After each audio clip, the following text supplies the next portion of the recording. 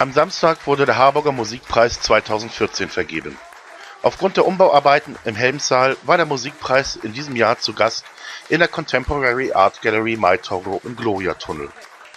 Mit dem Ehrenpreis des Harburger Musikpreis 2014 wurde die Harburgerin Sandra Keck für ihre Verdienste um die plattdeutsche Musik ausgezeichnet. Die Jury befand ihre Revue Rock ob Platt am Ohnsorg-Theater als hervorragend unter den Bewerbern.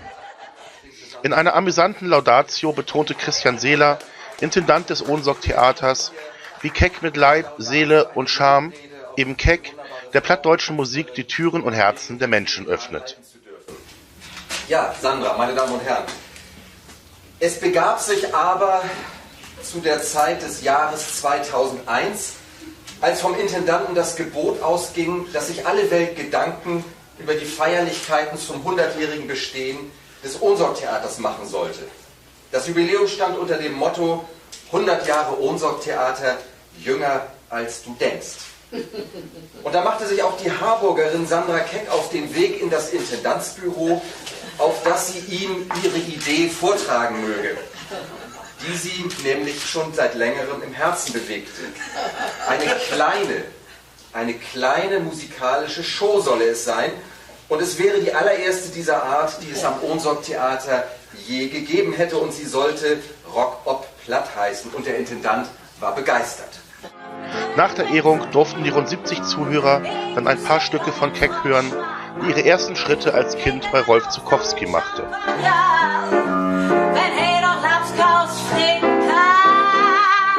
Nu komm ich bloß noch her zum Golfen, denn für den Sex bin ich zu old. Und wenn ich ganz ehrlich bin, dem ersten, ans Lüde nur wie einfach gut. Der Jugendförderpreis geht in diesem Jahr an Ladji Keita, Abiturient der Goetheschule Harburg GSH. Keita überzeugte mit einem A-cappella-Auftritt, vorgetragen mit Witz und Gesellschaftskritik, und nahm so die Juroren für sich ein. Seine Erfahrungen beim bekannten Harburger Chor Gospel Train und in der Big Band der GSH werden ihm bei diesem schwierigen Auftritt geholfen haben.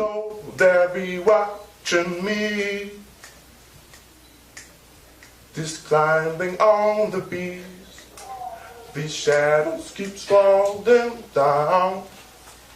Oh me, 'cause that's a bad bird in my garden. Whoa. Einen Sonderpreis bekamen Jonas Aldag und Lennart Wenck für ihre Version des Themas des Spielfilms Schindlers Liste.